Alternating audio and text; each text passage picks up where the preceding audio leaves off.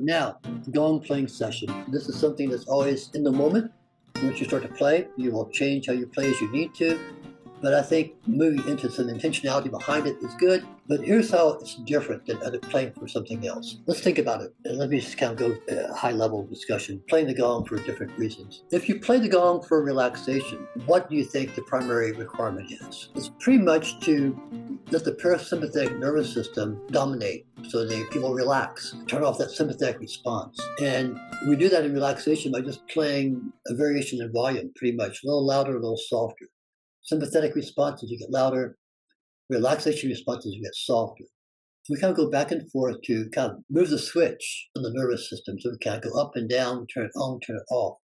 So playing for relaxation, there's a lot of emphasis on just that building and releasing tension of the body and in the nervous system. Meditation. What if we're playing the gong for meditation?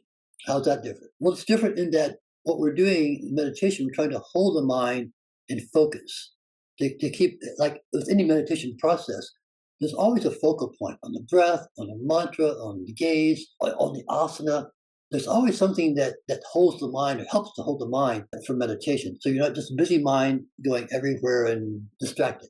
So with meditation playing, you're playing to create a steady focal point for the mind to rest on. It's not a lot of variation like you do maybe for relaxation or for therapy. It's more of a steady kind of tone that you play. It holds the mind. Initiation and ritual. How do you play for that? It's usually a very sacred single sound that you have a lot of space around, a lot of ether, a lot of just silence. There's a lot of silence around that kind of playing.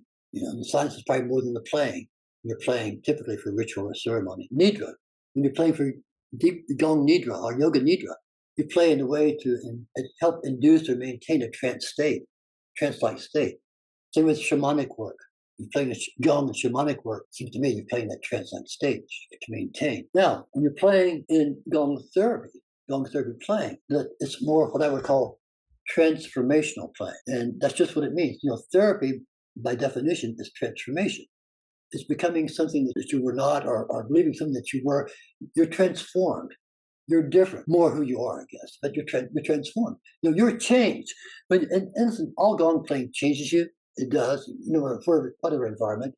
It's going to change your nervous system and relaxation response. It all changes. But with the therapeutic playing, there is a strong intentionality of helping someone, to support someone to move through and into a change. And we know that change is always challenging because otherwise we will all have done it. We will all be done with it. But as change occurs, or as we create change, we have to encounter that which has not allowed us to change. So things from the past, blocks that we have, preconceived ideas about ourselves, all these things that we have used or misused for years, lifetimes, sometimes, that really holds the change back. It's like it's not believing that we can become who we're becoming. So that means that the gong playing itself in therapy has to feel almost like a journey.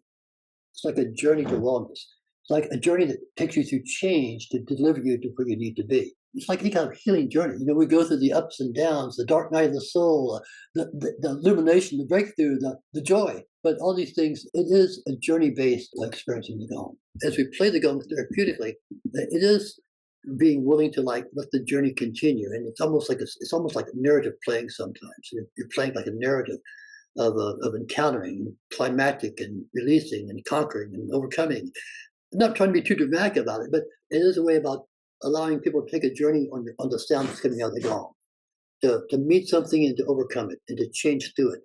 And sometimes transformational playing is not necessarily loud, but it can be a little challenging in a good way. Like it's challenging to kind of meet that sound and not be lulled into complacency.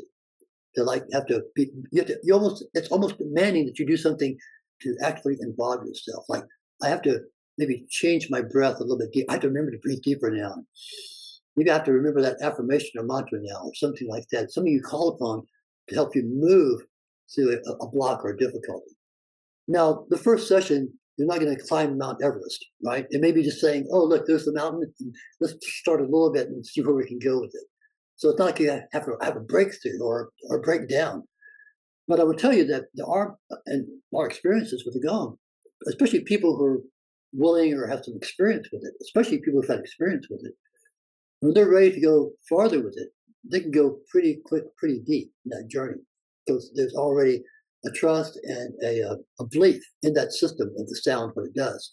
So what you're doing with Gong therapy, in two ways. If it's a new person, you just let them open to the idea that change is happening and it will continue to happen.